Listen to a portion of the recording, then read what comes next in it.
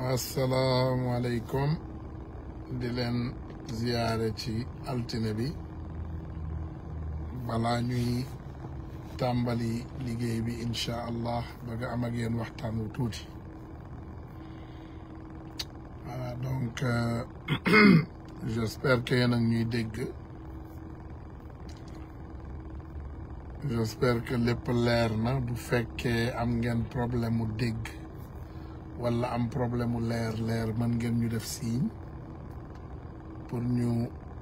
mën a rectifier waat xarale yi voilà ndax yéen a ñuy dégg yéen a ñuy dégg bu baax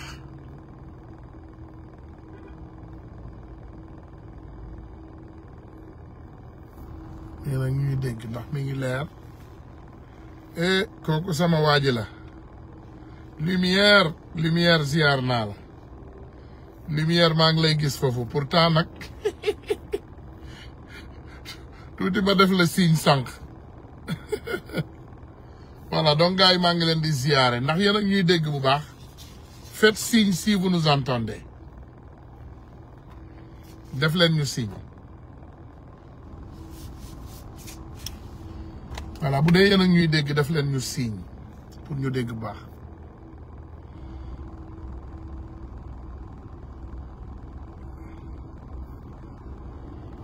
yéen a ñuy dégg ok c'est bon voilà ci TikTok bi nee nañu c'est bon ci Facebook bi yéen a ñuy dégg voilà TikTok bi nee nañu c'est bon donc Facebook vous nous entendez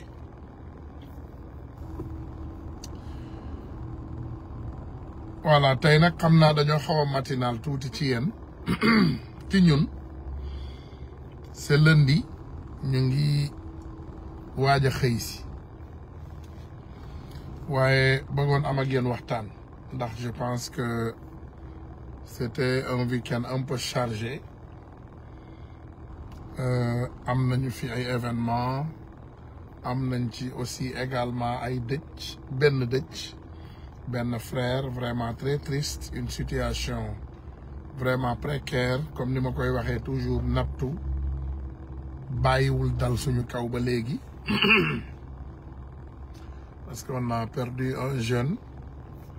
boo xam ne ci frontière bi la jaar aussi mu dem ci dëkk bu ñuy ne Columbus Ohio presque une semaine daanaka dem jëli deewam parce que comme il y avait les situations ici beaucoup de jeunes ont choisi d'aller dans les autres villes waaye moom it fa la ko dog fekk yàlla mi ñu moom jëlaat ko donc ñu ngi koy jaale ay waajuram def naa ko d'ailleurs fii page bi am na li nga xam ne moom mooy GoFundMe ñoom ñoo ko créé la famille du jeune du défunt ñoom ñoo ko créé pour vraiment ñu jàppale ko waaye boo gisee ma jël temps bi ñëw waxtaan ak sama xaritu sénégalais yi c'est toujours important quand les situations se présentent ñu ñëw ñu waxtaan ak sénégalais yi pour ñu xam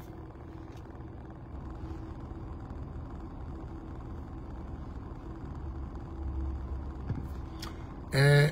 je pense que li ñu gis fan yii ci TFM adduna bi yëpp a koy naqar waaye li may wax toujours la ki lay saaga ndey kii saaga sa ndey di saaga sa baay j'en suis sûr et certain que kooku doo dem toog ci kanamam di def ak moom ay émission j'en suis sûr donc loolu tax na ba vraiment on a eu des difficultés à comprendre quel était le motif d'aller s'asseoir à la TFM, quelle que soit l'urgence nag laa wax ak lu mu mën ak lu mën a xew bu dee dañu ne sa xarale àdduna bi yëpp dañoo freiné TFM rek moo des je ne voyais pas l'urgence l'occasion xawma alibi bi gisuma dara lu waral nit wara mëna dem togi TFM nga dem jàkkaarloo ak nit soi-disant yow yaa xam nit kooku ba nga ne c'est quelqu'un qui a falsifié un diplôme yow yéen ñu ngi leen di catégoriser ci ay docteur ak ay master ak ay xam je ne sais quoi ngeen mën a toog ak nit ñooñu di débattre ak ñoom ba ñuy manquer respect le président Ousmane Sonko d'une manière extraordinaire parce que nag gis nga nit rek la yàlla ci boppam wax nañu ko ci alxuraanam bi nee na nit da ngay bëggal sa morom li nga bëggal sa bopp te ñun ñëpp xam nañu kenn ku nekk ci ñun tey xam nga li nga bëggal sa bopp donc li nga bëggal sa bopp loolu nga war a bëggal sa morom mënuma comprendre ñu toog di dégg baal leen ma amul benn dama leen ne maa leen koy waxati de amul benn actualité ci Sénégal ci 3 jours yi passé bu raw li ngeen may TFM amul benn actualité bu ko raw et nous tous on s'est assis ici on a dit qu'on va boycotter la TFM ndeysaan Xalaat TV laa déglu benn extrait mu metti ma trop gis nga nag combat bi comme dans tout combat nag il faut nous comprendre comme dans tout combat du monde il y aura ces personnes dans ce combat yoo xam ne ils ont tout donné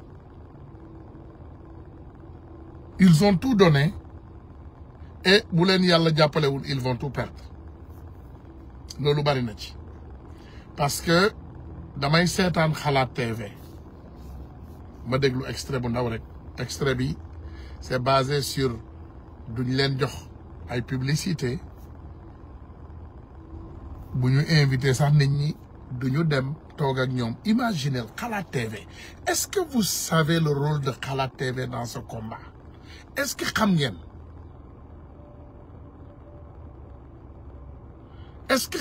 Xalaat TV lan la def ci combat bi ñun xam nañu ko nous on le sait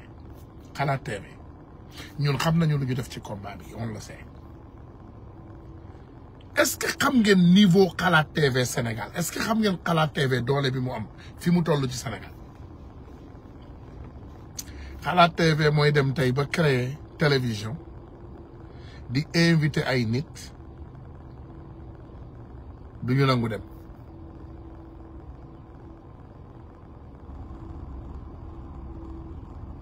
moi je ne peux pas comprendre naka ngay mën a toogee avec quelqu'un que toi yéen a affirmé ñun sénégalais yi même les bébés du Sénégal ñëpp koo waxal rek ñu ne la dafa falsifier bac vous savez ma déglu sax ndeysaan des personnes qui ont bien dit que son papa était un grand politicien temps où Idrissa Seck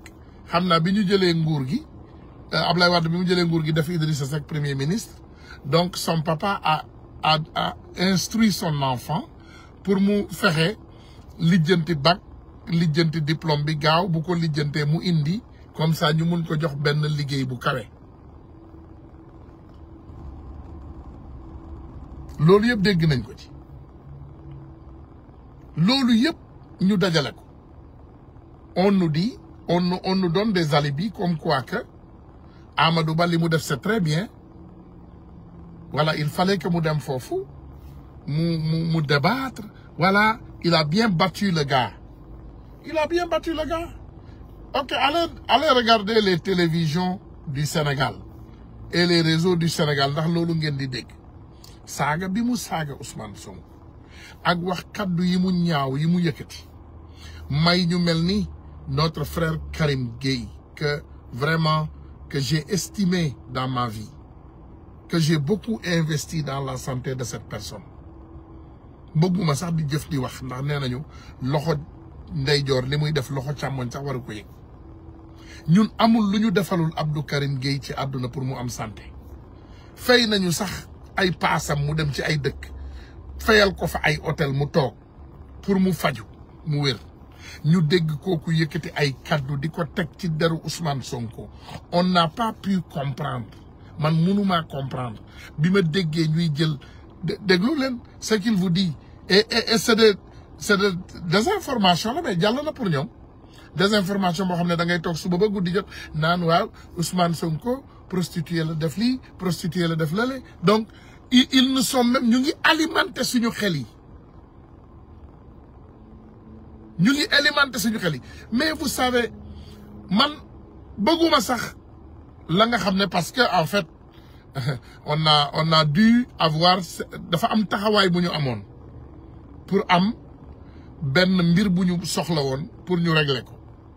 mais tey man ngaa bind livre ci Youssou Ndour man bëgguma gis nga Youssou Ndour billahi li ñuy accuser Ousmane Sonko nii ci ay caaxaan boo jëloon feuille duma fa yegg je vais laisser passer parce que comme ni ma leen ko waxee je ne vais pas me battre donner tous les pouvoirs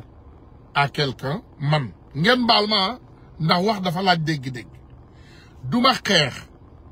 ma jël pouvoir yëpp teg ko ci loxo nit jox ko ay fetal ba pare man ma jël ay xeer ne damay protéger nit kooku man ay xeer laa yor ma ne damay protéger ki yor fetal yi yor bombe yi yor avion yi duma ko def je ne le ferai pas en aucun cas duma dellu ginnaaw en aucun cas man duma dellu ginnaaw ne damay génn damay protéger kii wala damay protéger kële par contre dama leen di laaj comptabilité laa leen di laaj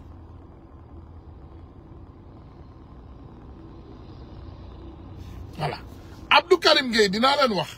Abdou Karim Gueye dafa am lu ko tické voilà parce que nag nanu waxante dëgg tu es dans un combat il a combattu de sa manière ndeysaan il a fait ce qu'il pouvait il a essayé tous les avenues gis sax ñuy fal ay nit yu incompétent yu bari ci ay position yu bari donc moom tamit il se pensait important yaakaar ne dañ ko war a fal ci dara donc moom loolu moom mooy problème am mais moi je ne vois pas le niveau man mënuma comprendre man yenn saay est-ce que jàng yenn saay pouvez-vous faire la différence entre les études et la connaissance maanaam xam-xam ak jàng xam nga jàng baax na mais est-ce que jàng en fait xam-xam la parfois nit jàng na ba tàyyi te amul xam-xam parce que man mënuma comprendre man je ne peux pas comprendre nga dem toog TFM une fois ñu manipuler ñu massacrer ñu wax lu ñaaw parce que c'est pas la première fois xam nga man première fois deuxième fois je tolère loolu la ñu wax mais troisième fois da ngay xam ne lii moom yëfumaa tey la à 180%.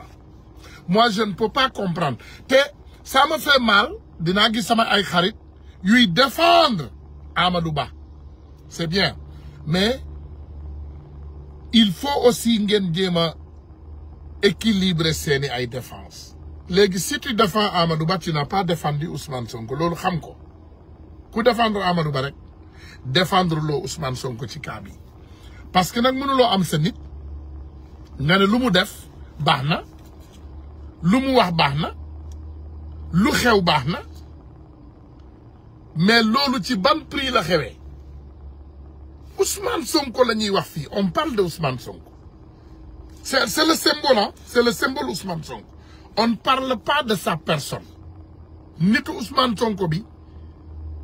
intéressé wu ma mais dama ne symbole Ousmane Sonko bi moo ma intéresse mooy on a pris Ousmane Sonko ñun ñëpp ñu jiital ko ñu jiital Ousmane Sonko ne kii mooy projet bi cette personne est le projet parce que c'est le prototype parfait qu'on a besoin qui peut gérer ce projet xam nga man je vous dis ça encore une fois nee naa leen man je ne suis pas un membre de Pastef moi je suis un sympathisant de Pastef sympathisant là man je suis un sympathisant maanaam sama carte Pastef moomu ko wax naa leen ko te bu kenn am mbetteel bu yoon bi continuer ni mu continuer nii y aura des changements y aura des sanctions parce que man xam naa ne 2029 ku fi sàggan ba Ousmane Sonko nekkul candidat bëgguma dégg Sonko mooy jàngaro Sonko mooy diw Sonko mooy kële bëgguma koo dégg man Ousmane Sonko laa gëm ak projet bi un point barre te loolu bu passé awma beneen maanaam xalaat ci projet bi ndax xam naa leen ñu bari ay tappalekat laa xam ay njuuj njaajkat ay nit yu bëgg a nguuru ay nit yu fi nekkal seen bopp ay fenkat ay manipulateur te dinaa ci yegg ndax man mii fenal nañ ma fenal ma ci président loolu yëpp dinaa ci yegg ay ministre fenal nañ ma ay député fenal nañ ma yooyu yëpp dinaa ci yegg tey dinaa leen wax man tey ne waxoon naa leen ko nee naa leen saa bu ma amee jot bu ma ñëwee dinaa lakk daay bi je vous ai dit mais dama leen ne quelqu'un comme Amadou Ba qu'est-ce qu'il va foutre à la TFM lan lay dem toogi TFM di wax ba ñuy jël tuuma yooyu jël ay kàddoom soppi ko yàgg nañoo soppi ay kàddu jël ay kàddoom soppi ko ne Amadou Ba moom moo confirmé ne que le président Ousmane Sonko prostitué la fay la embauché ñu ne Amadou Ba moo wax loolu te ñun ñëpp dégg nañu ay waxu Amadou Ba donte peut-être comme ni ma la ko waxee ku amul niveau munul xam nga boo bëggee jël kaddu philosophe nga yóbbu ko jardin d'enfant nga bëgg a jàngale philosophie jardin d'enfant yow ci sa bopp yaa bëgg a indi problème parce que xale yooyu seen cerveau mi ngi soog a développé léegi nga bëgg leen jàngal ay philosophie yow yaa bëgg a jàng yaa bëgg a kii ñooñu ay couleur nga leen war a jàngal ak ay alphabet ak ay calcul ak yooyu pour seen cerveau yi développé mais boo leen bëggee jàngal philosophie da nga bëgg a encombrer seeni cerveau Amadou Ba dem toogi ci kanamu benn groupe bu xamul dara du ay borom xam-xam Bouba Ndour xam nga ñun ñëpp xam nañu ko Bouba Ndour mënul tekki dara sans Youssou Ndour Bouba Ndour s'est toujours caché derrière son frère il a utilisé le nom de son frère il a utilisé les plateaux de son frère il a tout fait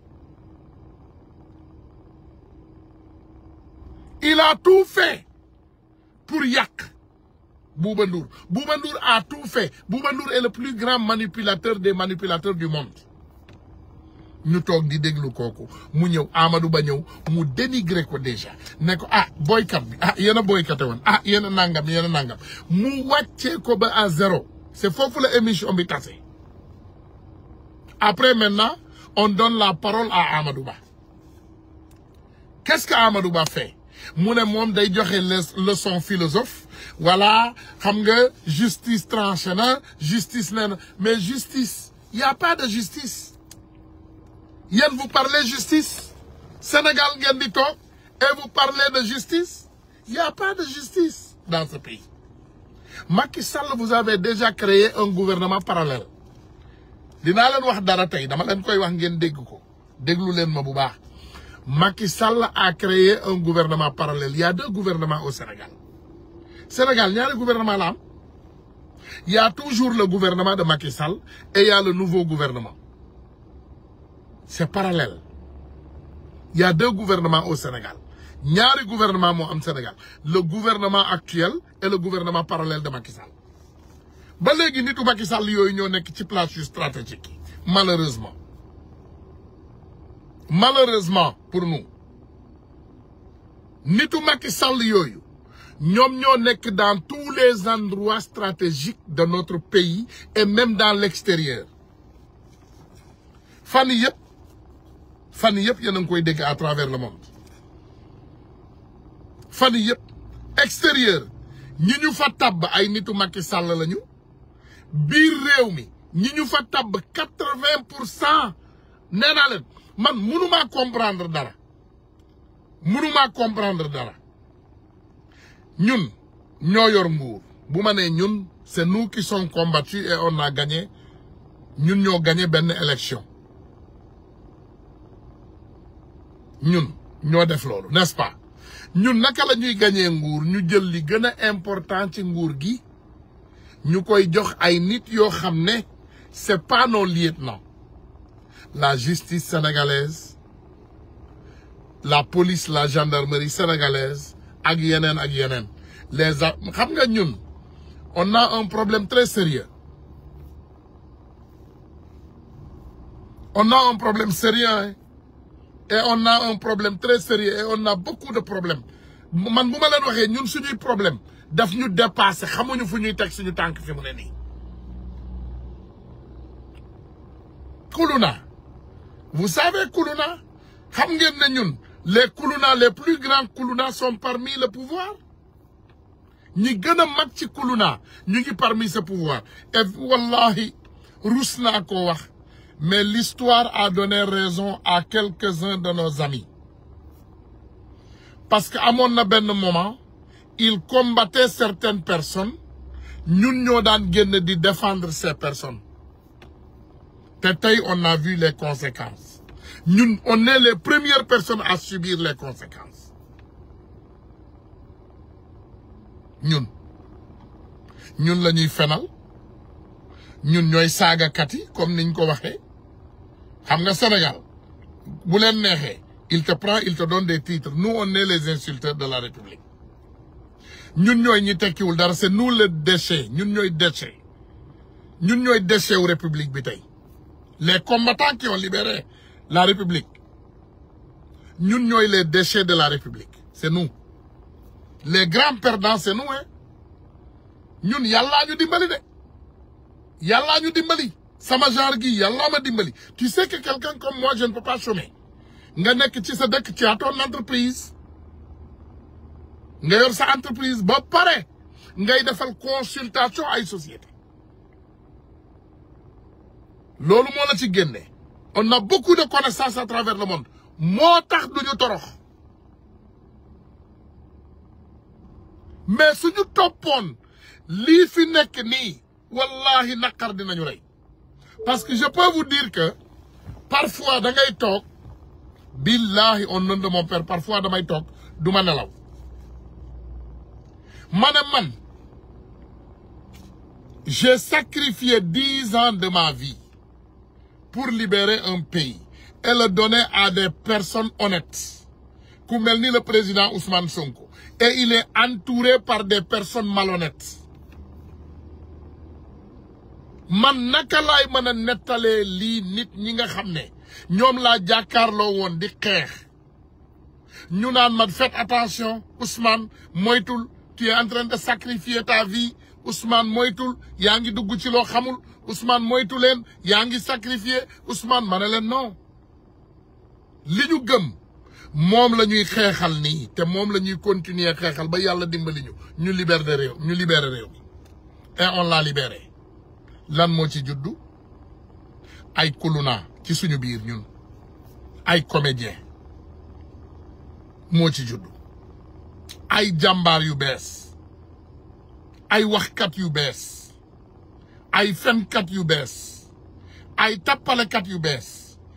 justice bi billahi wallahi tallahi lazim mooy doon malheur bi gën a mag et si le président Ousmane Sonko ne fait pas gaffe justice bi fi ñu jëm ak moom ndox amu fa man ñeme naa koo wax parce que man kenn mënalu ma dara sama rakk yi nekk ci biir réew mi ñoom tey ñemeetuñu sax wax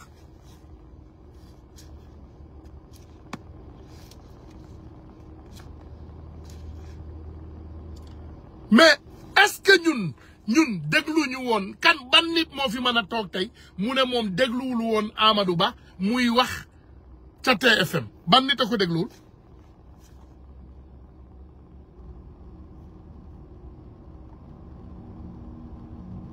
dama ne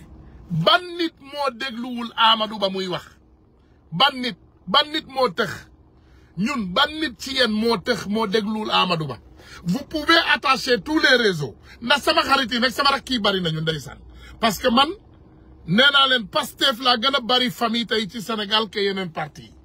parce que Pastef ñëpp samay rakk lañu ñii samay rakk ñii samay mag ñii samay xarit ñii samay am di jàmm te ñëpp a ma jox cër seetlu naa loolu ñëpp ci Pastef ñi ma xam dañ ma jox cër et li américain di wax is something I don't take for granted maanaam du loo xam ne dama koy jël sans bàyyi ci xel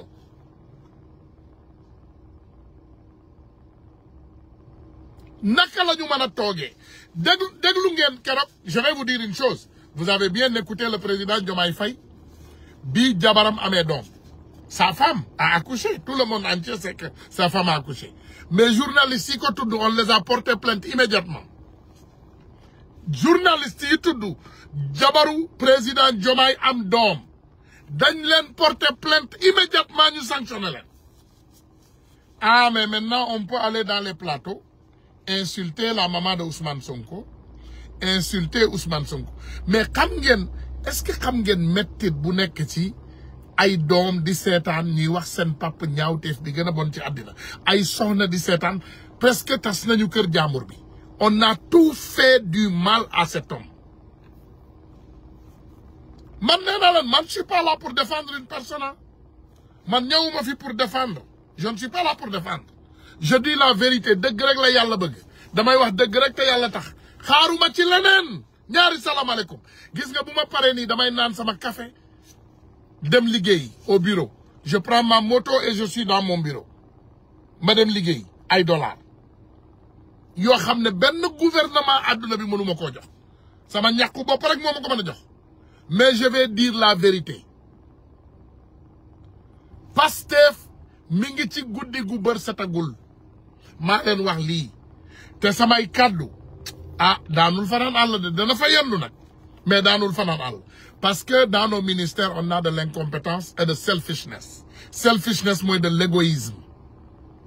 ay yenn ministre yu tàng xol bari nañ fa yoo xam ne dañu rancunier dañuy gaar wàlle dañuy tappale lépp a ngi ci biir népotisme bi ñu doon bañ sax am nañ ko ci suñu biir am nañu ay ministres yu falu jël seen doom teg seen wet léegi lépp loo bëgg ci république bi sax ndeysaan ci seen doom yi ngay jaar on a toute cette méchanceté dans ce pays ba léegi nag ñu ngi dem toogi ci ay plateau télé di attaquer le leader du Pastef c'est Ousmane Sonko gars yi wax ji yëpp ils veulent affaiblir Ousmane Sonko dinaa leen ko wax de yàlla deal ngeen jéggal ma yàlla deal kan moo am intérêt ci Ousmane Sonko bañ a falu kan moo am intérêt ci Ousmane Sonko bañ a falu kan moo ci am intérêt c'est le gouvernement de Macky Sall kan moo leen di dimbali dama ne kan moo am intérêt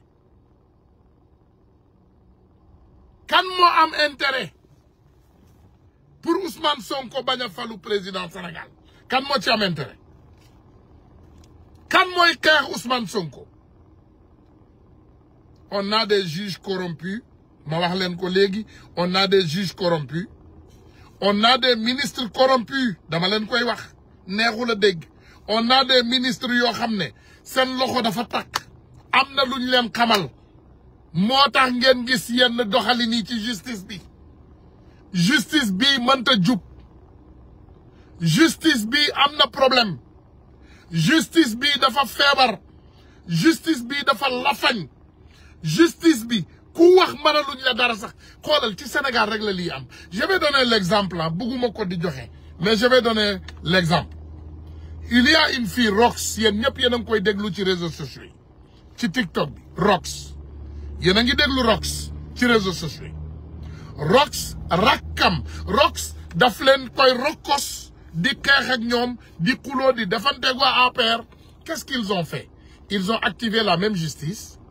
les mêmes personnes les mêmes juges les mêmes hommes de tenue ñu chargé dossier gañ siri ci ay fen chargé dossier jël doomu jàmbur tëj ko ci biir kaso koo xam ne xamul dara ci réseau xamul maanaam laalul jegewul xamul dara maanaam amul sax alibi boo xam ne mën nga koo toppee doomu jàmbur boobu li tax ma jël nit kooku exemple c'est pour vous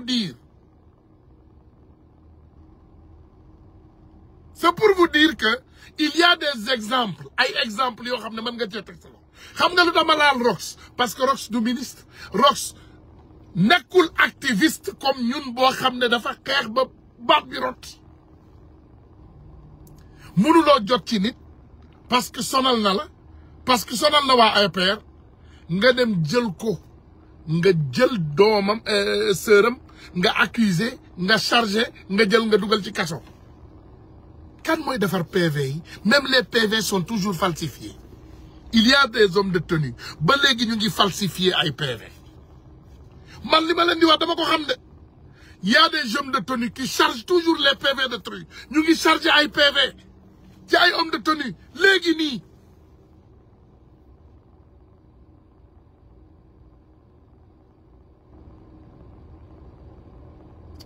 le président Bassirou Diomaye Diakhar Faye à la dernière signature d'ailleurs damay wax loolu parce que dafa am loo xam ne dama koy seede fii tey ici en Amérique pour yéen ñi bëgg a xam une grande surprise une grande surprise n'est-ce pas j'ai amené 2 CV chez madame la ministre des Affaires étrangères CV ou Ibrahima Dramé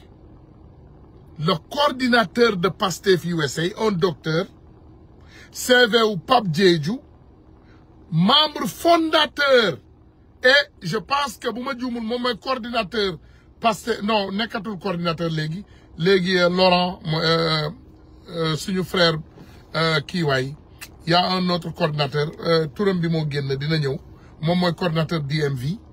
ñooñu yóbbu nañu seeni ay CV jox leen madame la ministre pour lan pour ñu fexe consulat bii nekk fii Amérique ñu jox ko ab patriote on a donné des CV des patriotes les patriotes ñun ay patriotes joxe nañu ay CV madame la ministre lan la madame la ministre dem def madame la ministre est allée nous amener quelqu'un que Macky Sall avait amené à la mission permanente loolu moo am c'est ça la vérité donc bu mu leen bett ngeen continuer gis ñuy combattre ay nit yoo xam ne teg nañ leen ci diaspora bi ne soyez pas surpris on va continuer à combattre parce que yéen fi ñu leen bëgg a nelawloo mooy il continue toujours Ousmane Tounkara dafa bëgg a lii parce qu'il veut me faire taire man dañ ma bëgg a noppiloo boo waxee rek Ousmane Tounkara dafa bëgg a lii ñu xeex ko Ousmane Tounkara dafa bëgg a lii ñu sosal ko j'en suis sûr que dem nañu ci président sosal nañ ma dem nañu ci PM sosal nañ ma j'en suis sûr que sosal nañ ma fépp parce que dañoo bëgg ma noppi je ne les arrange pas parce que xam nañu sama kàddu lu muy peser xam nañu ne man su ma waxee le pays tremble ils le savent madame la rancunière ministre notre maman spéciale boo xam ne ndeysaan xol bi moom dafa tàng xol suñu ministre des affaires étrangères dafa tàng xolaan day mer moom boo ko waxee lu ko arrangé wul daf lay mere dafay mer xol bi tàng xuloo na ak ñëpp ministère ba ñëpp xuloo na ak ñoom di gàllankoor suñu ay diplomate yoo xam ne ay patriotes lañu et cela doit cesser loolu dafa war a arrêter il faut que cela s'arrête maman il faut que ngeen comprendre ne réew pour mu dox il faut nga jël say responsabilité réew mënul dox ci tappale xam nga yow par exemple dara gënul neex nous on a une maman qu'on a montré au monde ñun ñu jël la ñu brandir la ba àdduna yëpp nangu on vous brandit on vous brandit on vous met sur l'étoile maintenant qu'est-ce que vous faites à votre arrivée yéen li ngeen di njëkk xalaat mooy jël seen njaboot teg seen wet raxas ba mu set doomu jaamur yi nekkoon ci terrain bi nag mama di xeex suba guddi ngoon ñooñu anañu ils sont où est nos coordinateurs où est nos partenaires qui ont combattu vous voyez que ce problème est profond ce problème a dépassé le problème d'une personne lii dafa dépasser problème mu une personne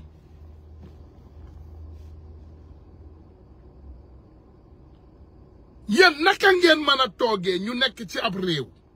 di xeex pour jële fi ay bandi yàlla dimbali ñu jële fi bandi yi yow nga ñëw toog ñu yaakaar ne lépp set na et pourtant quand maman vous avez besoin des communications amu leen woon problème pour ñëw toog ci suñu saal yi di laaj suñu ay xalaat suñu ay idée amuñu woon problème pour jàpp seeni ay loxo dugal leen ci société bi parler aux gens vous donner le temps de parole amuñu woon problème boobu pourquoi bu leen yàlla dimbale ba ñu jox leen tout ce que nous avons tous nos leviers ngeen jël levier yooyu ngeen jariñoo ko ngeen def ko jariñu bopp. Le président Ousmane Sonko a tout donné. Il vous a nommé dans des postes que vous ne méritez même pas. Loolu ma wax leen ko Ousmane yi mu nommé ci ay postes am na ñu bari ñu mu nommé ci ay postes mérité wu leen ko ndax man koo war a yóbbu ci munu ginaar wala nga def ko sàmmkatu nag kooku boo ko joxee am ministère xam nga ne boobu ya day doy parce que xamatul fu muy teg tànkam tàng xol nu mu mën a nekkee diplomate nit ku tàgg xol nit koo xam ne loo ko wax mu mer moom boo ko nee lii ngeen def ni jubul sax day mer gaar wàlle boo leen toogee ci ay télé ngeen di gaar wàlle seeni ay morom ça c'est de loolu c'est de la bassesse naka la ñuy toogee ci état la ñu wax on dit un état dañu jël état ak tous ses leviers ñu dox nit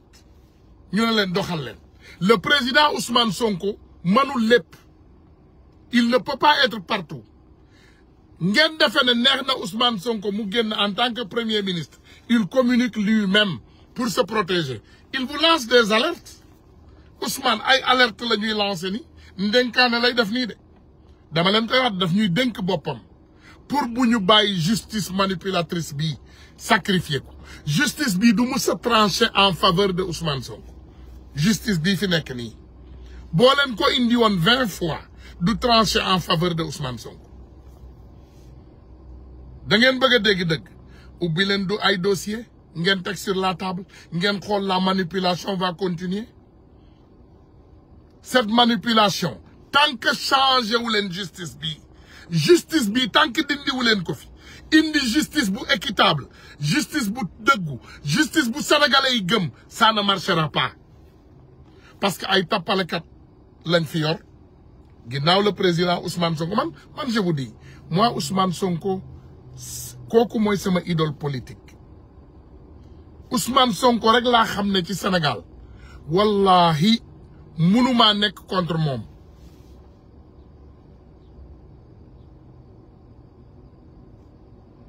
lii mooy dëgg man amul benn instant boo xam ne mën naa dem contre Ousmane Sonko li nit ñi comprendre au contraire ñu bari dañuy ñëw gars yi dégg nañu yaa ngi attaqué ma ne leen bàyyi leen seen tappale yi man attaqué wu ma Sonko de li wër Sonko laa attaqué man lu ma attaqué Sonko parce que Sonko kenn mënu koo attaqué c'est un ange man du ma attaqué Sonko kenn mënu koo attaqué parce que dinaa leen wax Sonko mooy nit koo xam ne donte man nga fenal nit ci moom dama leen di wax li tax ma leen di wax lii dinaa ci yegg parce que man mii amul fen buñ ma fenalul Sonko man nga dem fenal nit ci moom du sanctionner nit ki nga fenal mais dina bàyyi xel nag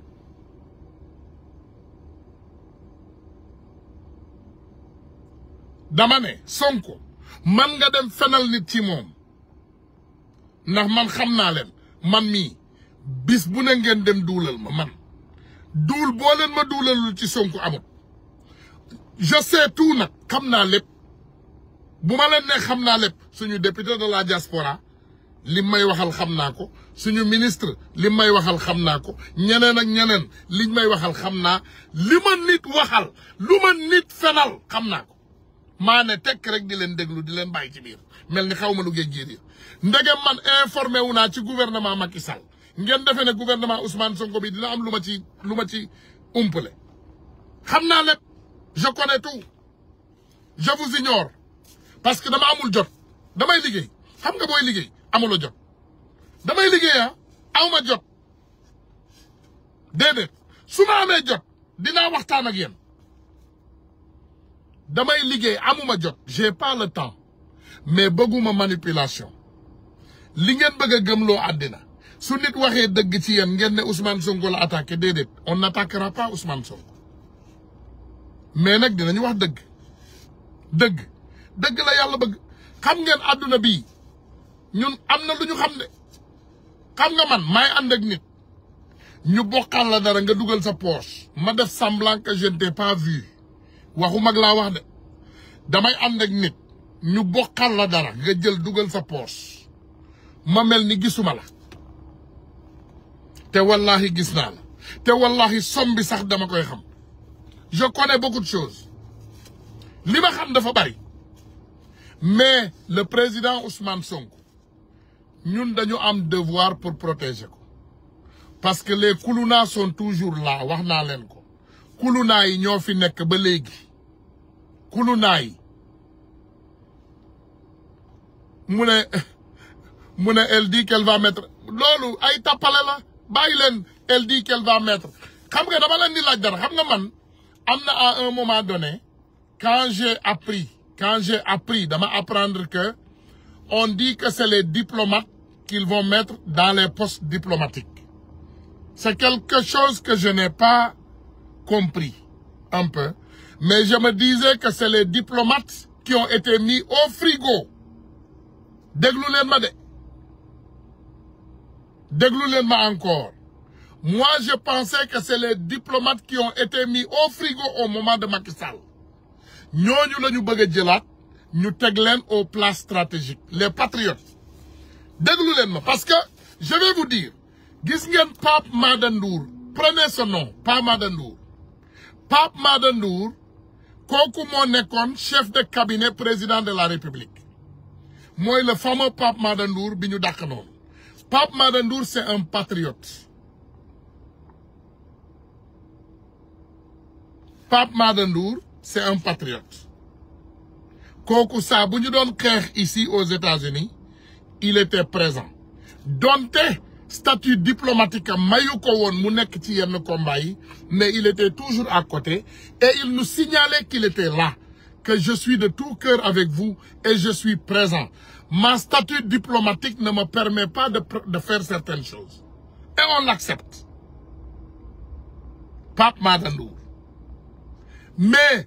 laaj leen Mama Yacine Fall ne leen ko les personnes dont tu as choisi patriote la wala duñu patriote loolu rek laa laaj leen ko ne leen ko d'accord diplomate ou pas ñi nga tànn c'est des patriotes wala duñu ay patriotes loolu rek laa bëgg a laaj parce que nous on s'est battu pour élire des patriotes waxuma des partisans de Ousmane Sonko rek nit mën naa bañ a nekk waa Pastef nit mën naa bañ a nekk waa Pastef mais comment se fait-il que yéen guerre bi yëpp c'est contre les sympathisants du Pastef Akhenaton avait déposé pour être député de la diaspora France est-ce que xam nga ne son dossier ce n'était même pas parmi les dossiers dossier am yóbbuwuñu ko sax moi tonton Djibi Gueye est venu ici aux États-Unis xam naa nag peut-être test la woon on a discuté on était ensemble j'ai tout fait nag parce que man loolu mooy sama responsabilité il me dit il faut yow nga wax ma lan nga bëgg ma ne ko man bëgguma dara je vous répète pour Sénégal dégg ma je dis man Ousmane Tounkara je veux rien et j'ai continué boobu posture là ma sa continuer je veux rien wañaar loxo wax j'ai pris un dossier de la coordinatrice de 1 Million Marche ma ne ko yóbbul ma bii ci candidature député yi députation mu nekk candidat comme ñëpp ce dossier n'a jamais vu les lumières il faut ngeen bàyyi xel ne ñi xeex ci combat bi yëpp duñu waa Pastef il y a aussi les sympathisants et ce que je vois ramper di ngeen ne waa ji waxoon nañu ko de bari naa wax de mais moi je suis indépendant man manal naa sama bopp keneen ak keneen manal na boppam bàyyi leen loolu xel combattre les personnes qui ont combattu avec vous erreur technique parce que man wax naa leen ko ma waxaat leen ko c'est une erreur technique allez demander à nos ministres ne leen ko ñii ngeen di tànn est-ce que ay patriotes lañu parce que c'est des personnes de Macky Sall que vous nous donnez man mënuma comprendre nit mu ne man duma lekk kanje donc duma lekk suppu kanje mais je vais manger le suluxu dans le suluxu y a du kanje aussi suluxu maafe la bu ñu def kanje maafe kanje moo tudd suluxu donc ku du lekk kanje du lekk suluxu c'est ça la vérité donc dites ça à nos dirigeants ne leen ku du lekk suppu kanja ku du lekk kanja du lekk suluxu. On ne peut pas être dans un pays vouloir une chose et son contraire mënuñoo xeex ñu ne ñun dañoo xeex de pour am pouvoir yàlla jox ñu pouvoir ñu am pouvoir ba léegi ñuy saaga Ousmane Sonko ba léegi ñuy traiter Ousmane Sonko de tous les noms de chat ba léegi suñu réew mi mel ni amul justice loolu moo am Sénégal Sénégal y a pas de justice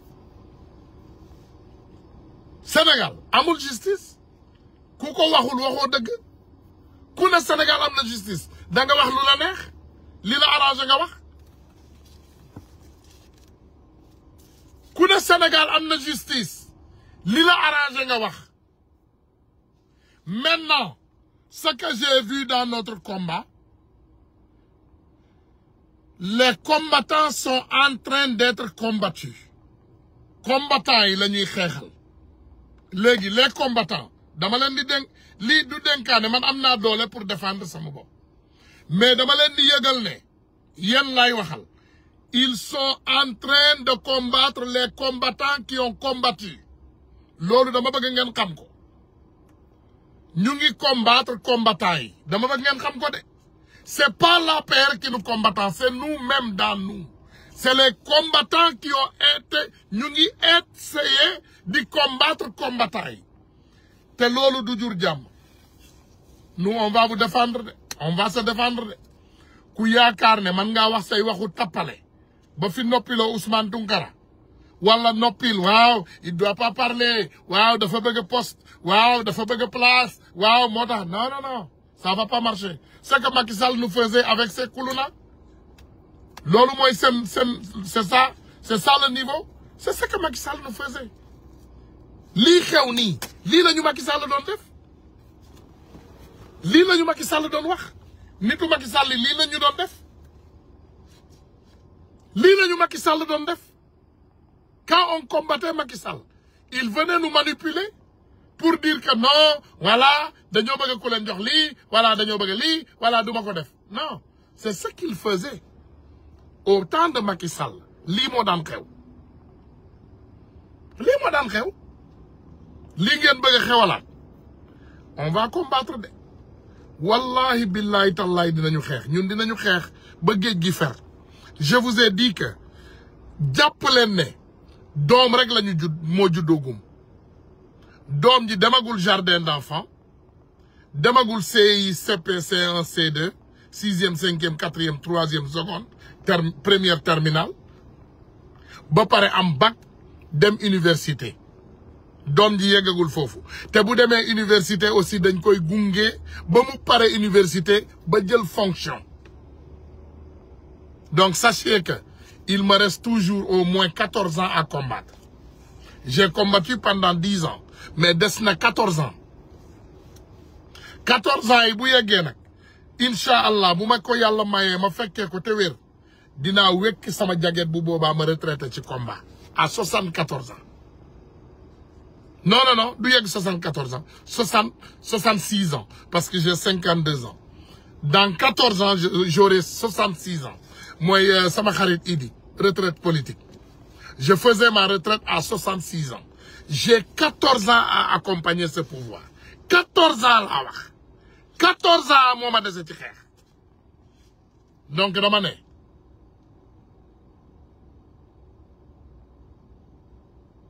mu ne quel est le lien entre le ministre Diagne et l'imam de la grande mosquée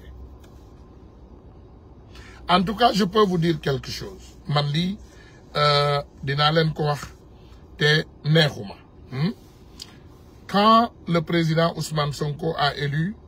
quand ils ont choisi le ministre de la justice Ousmane Diagne j'ai reçu des appels qui n'ont pas été favorables, qui m'ont dit que yéen a ngi def erreur bu catastrophique. Nit du jël nguur ba pare nga jël sa justice di ko dénk quelqu'un qui n'est pas parmi vous. Lii man naa leen ko wax ñu wax ma yeneen kàddu yu garaaw a garaaw waaye yooyu dama koy dencal sama bopp ndax nee nañu say bal yëpp doo ko génnee fi mu tel nii tey li ma leen wax nii lancement la rek lii lancement la le film xam nga man li nit ñi di bëgg ma wax waxal non non non quand tu as 14 ans à combattre tu ne fais pas tomber toutes tes bombes atomiques à la première heure.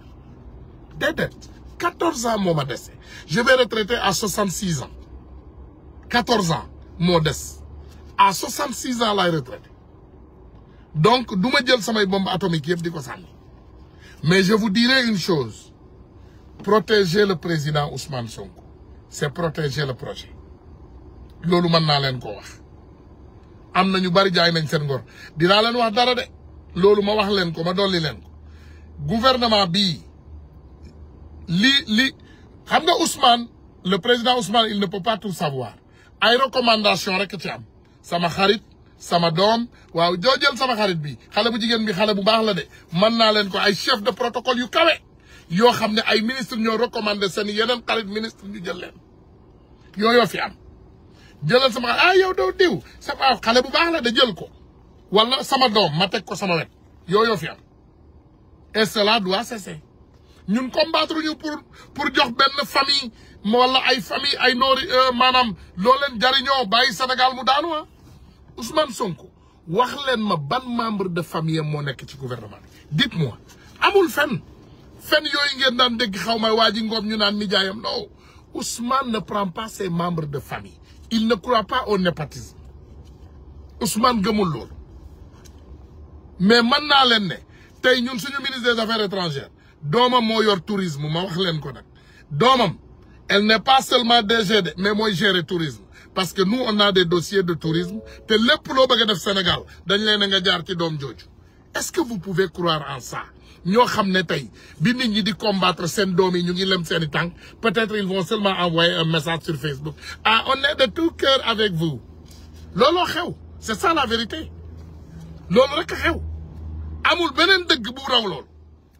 xam nga nit day maslaha ne pat mel ni xamul waaye day xam on ne peut pas accepter ñun mënuñoo nangu ñu toog ñëw xeex libérer ab réew jox ko benn groupe nit ils font ce qu'ils veulent ñoom ñooy buum di buumi fuck that no ñun duñu nangu loolu jamais ñun bu ñu xeexee c'est pour protéger ce pays bëgguñu ngeen jël ay kuluna di ñu ko indil jamais on n'accepteront pas duñ ko nangu pourquoi yéen ngeen yaakaar ne nous on doit rester ici yéen ngeen nekk seen ay rancunier def benn bloc nit ki waaw jëlal sama xarit bi waay xale yi ana xale yi xeex où sont les gens qui se sont battus pour ce projet ana ñu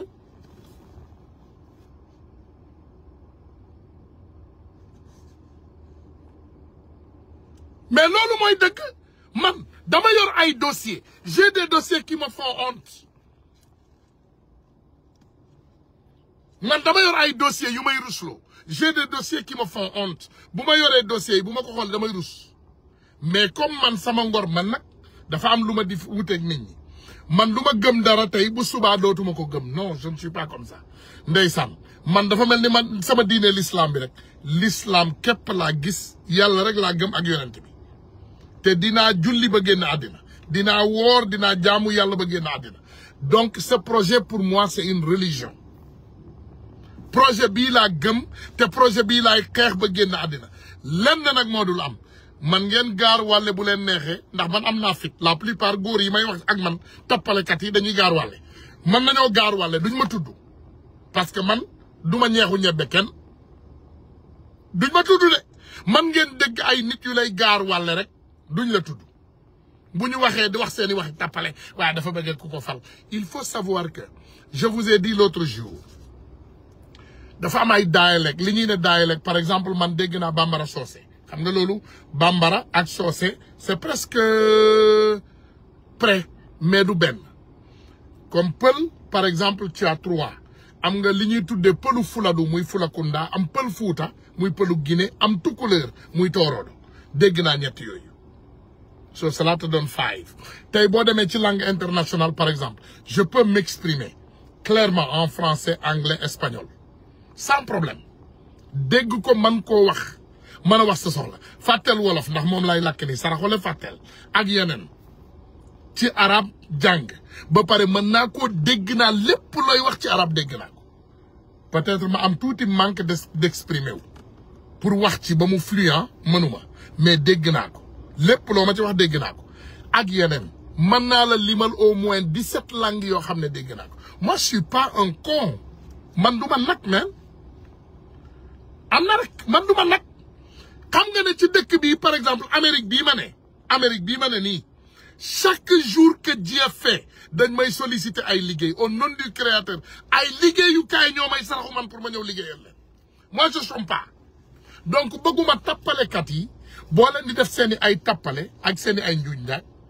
ngeen ne voilà dafa bëgg ku ko fal ci ab poste man je vous ai dit l'autre jour je vous les expliquer nee naa leen dama bëgg sama mbokk sénégalais yi nag te alhamdulillahi rabbil alamin lii yéen nekkuñu ñun ñëpp ndax sama mbokk yi yéenay xeex guddeeg bëccëg waaw grand dañu bëgg nga jël consul parce que lan il se sent que je suis déjà le consul de New York parce que man loolu laa gëm sama liggéey la loolu mais naturel sans pay xaaruma ci dara man xaaruma ku ma fal wala folli man doxuma ci loolu man dama bëgg sama doole bii mu continuer doon sama doole bëgguma ku ma noppiloo je suis indépendant loolu laa gëm man nit ku yambar ñemewu ma man il faut nga nekk guerrier pour ñeme ma man mënumaa def ak yambar man guerrier laa mën a defal parce que man guerrier laa dama am liggéey moi je suis un consultant part time te dama yor sama société rallye logistique full time tey par exemple bu ma yeewoo dinaa am au moins 3-4 bureaux avocats yoo xam ne dañ may saraxu ñu ne ma soo ñëwul àdduna tukki ci ñun parce que avec toutes ces langues que tu parles et vraiment yow xale yi dañ lay déglu boo waxee ak ñoom dinañu jàppale parce que am na lu bari loo xam ne mënuñu koo doxal boo taxawul vous savez que man mes téléphones sont disponibles 24 heures sur 24 bu ñu jàppoon benn sénégalais Amérique ak fu ñu ko yóbbu ci police daf may woone ma grand man dégguma lakk bi ñu ngi may laaj lii ak lii c'est moi qui dois maintenant parler entre lui et la police et ci yeneen direction yëpp da ngay gis nit dem sax war a signalu kayit fenn mu woo ma téléphone waaw grand ah man de maa ngi fii waaye kii may waxal déggul lakk vous savez combien de temps cela prend moi je suis moo tax doo duma nelaw je dors 4 heures de temps wala 3 heures parfois parce que je veux toujours rester alerte pour mes frères et sœurs donc loolu dafa wuute ak kiy jël salaire pour ay frères ak sœurs donc dama ne justice sénégalaise dafa lafañ yenn ministères yi dañu incompétent et monsieur le premier ministre prenez vos responsabilités parce que ñii ma gis nii wax naa la ko waxaat je répète bu la neexee nag ku bari kersa nga ngeen doxee kersa waaye kersa ku ko doxee ci réew mii xamal ne wallahi al azim ci poubelle bi nga jëm parce que kersa yorul réew de respect yorul réew de réew fulla ak fayda ak dóor ci kaw table bi boo waree dóor ak dàq nit ñi boo waree dàq ak jël nit ñi boo leen waree jël nga liggéey ci fulla et encore une fois je vous le dirai wax naa leen ko je vais vous le dire gouverner avec ceux qui ont combattu avec vous tappale yii ñu leen bëgg a dugal ngeen génn ci parce que dama leen koy wax ñu ngi gàllankoor seeni ay nit tey boo demee au ministre des affaires étrangères li fa nekk boo xoolee ñi ñu fal ay patriotes yëpp ñu ngi leen di gàllankoor kenn bàyyiwu leen ñu fireeku réew mi kiñ ko jox mooy le président Bassirou Diomaye Diakhar Faye na xool nu mu jëlaatee ay responsabilités am jubal justice bi parce que cette justice n'est pas une justice lii du ab justice man ñeme naa ko wax te mënaluñ ma dara parce que nag réew mi ku wax ñu jàpp la man kenn mënaluma dara loolu il faut ngeen xam ko man il faut ngeen xam ne je vais me battre et je vais continuer à me battre jusqu'à libérer ce pays kenn du ma noppiloo ku mu neex jëlal sa téléphone ku mu neexul demal nelaw je m'en fous man yooyu doxuma ci il faut nit ñi xam ne réew mi doxul ça ne marche pas les leviers de la justice ne marchent pas xoolal injustice bi ñuy dund prends un exemple de Khalifa Rappeur Khalifa Rappeur liñ ko toppee moom la ñu toppee journaliste bii ñu atte le 4 te mu bari ci ay morom vous pensez qu'avec ça dinañu yegg fi ñu bëgg a dem d'accord mais je peux vous dire que il faut ñu jël suñu ay responsabilités waaw ku wax ñu jàpp la ñuy jàppaate du Ousmane Sonko du jàppe président Diomaye du jàppe la justice est tordue waaye APR ñoo fi nekk ba léegi c'est les koulouna qui sont là toujours dagg leen parti bi ma xam ne rek dama ne ku wax ñu jàpp la dagg leen boobu mais c'est les koulouna qui sont là toujours qui sont dans la justice kan moo jàpp Gagne Siri kan moo jàpp Khalifa Rappeur kan moo jàpp Fatou Kiné Cissé kan moo fi ne c'est les mêmes koulouna qui sont là c'est les mêmes personnes qui sont là à arrêter les gens c'est le système de Macky Sall c'est un gouvernement parallèle qui est là ñun xeex nañu pour libérer réew mi mais le gouvernement de Macky Sall est toujours sur place où sont les 4000 cadres c'est une bonne question ils sont là parmi eux il y a certains qui sont embauchés certains qui ne sont pas mais ñun nag comme ni ma leen ko waxee duñu ñeexu ñebbe kenn nous on va dire la vérité et on va continuer à dire la vérité nee naa leen ñun rek boo leen tëjoon Sénégal tëj Sénégal gi yëpp on va vivre parce que cela fait 34 ans que man dépendre ma dara Sénégal 34 ans même le petit travail qu'on faisait au Sénégal quand Macky Sall est venu il l'a bousillé dunduñu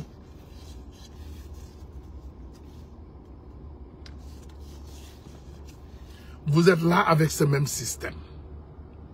te système bi tant que jëlewuñu ko fi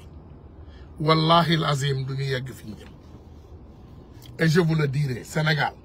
maa ngi leen koy wax de système bi tant que on a un peu la chance xam nga ban chance la ñu yàlla may ndeysaan boo xoolee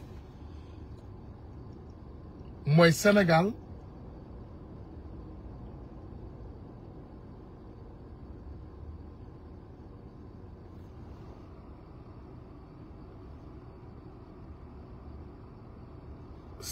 boo xoolee tey bu ñu xoolee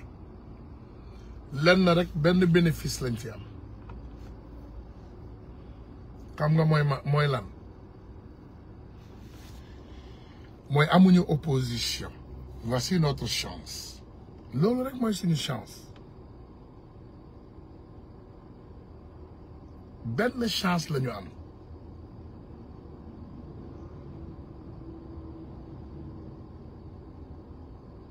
benn chance rek la ñu am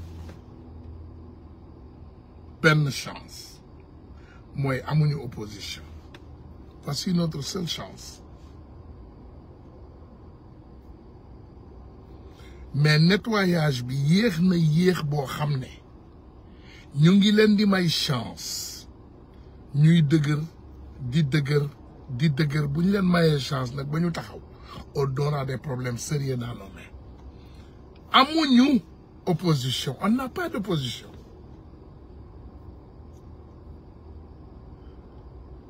on n'a pas d'opposition loolu rek mooy suñu mooy yàlla ndeysaan yàlla nag daf ñu bëgg réew mi li muy metti yëpp on n'a pas d'opposition déedéet on n'a pas d'opposition loolu rek moo tax ñu dund ba léegi mais si on avait une véritable opposition si il y avait une autre opposition comme l'avait fait le président Ousmane Sonko problème day am mais on n'a pas d'opposition on a Thierno et la tête ovale On a Bougane,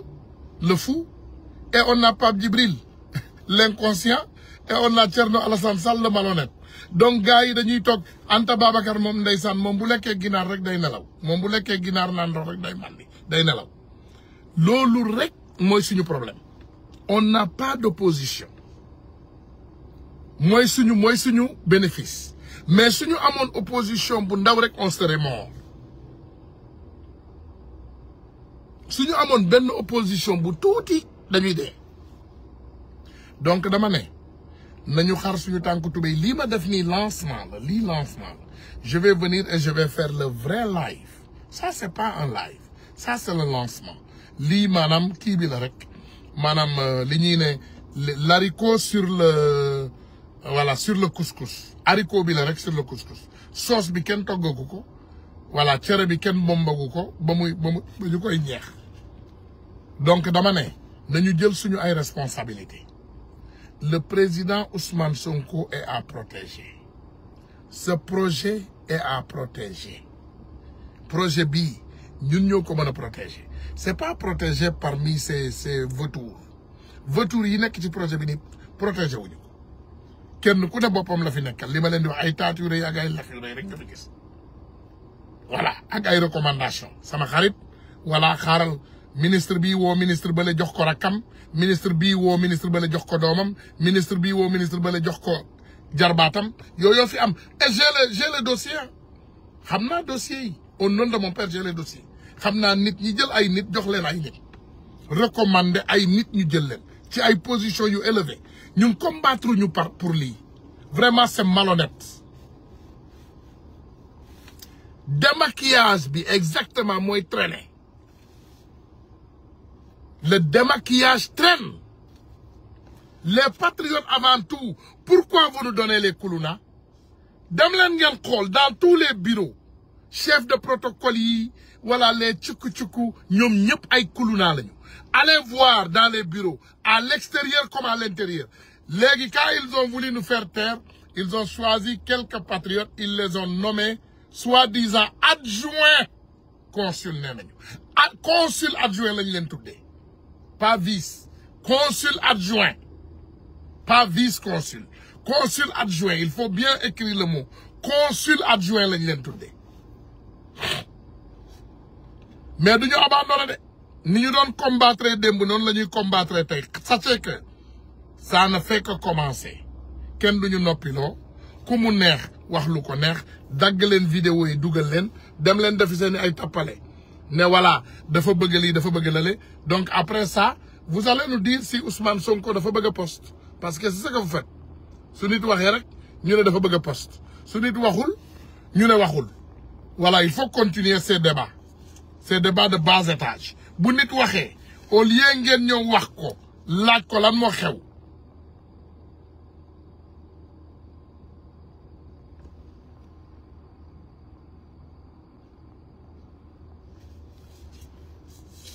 administration bi doxul ça ne va pas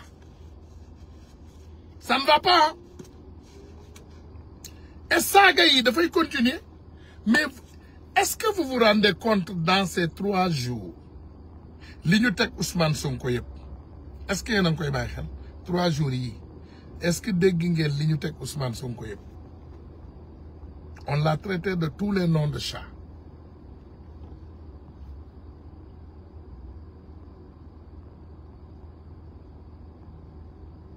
Thank you, boss. Thank you. Est-ce que déglu ngeen dans ces 2 jours 3 jours li ñu tegul Ousmane Sonko ay nit takku xar seen tànku tubéy ñu ne à tout prix on va attaquer et préparez-vous hein comme ni ma leen ko ay rancunier parce que xam naa leen ay tàng xol préparez-vous avec la guerre maa ngi xaar génnewu ma bombe je n'ai fait que lancer des pétards papa je n'ai pas fait sortir de missiles ni de bombes parce que man nekkuma ci tappale xam ngeen man je vous dis que moi je vais toujours parler juste et vrai jusqu'à la mort parce que nag man Ousmane laa tudd la seule différence mooy Tunkara laa santuma Sonko et tous les Ousmane sont pareils laaj leen ñi am ay doom yu tudd Ousmane tous les Ousmane sont pareils dañu dëgër bopp lu ñu mat day dagg donte nag suñu ministre de la justice moom xaw ma moom lu mu mat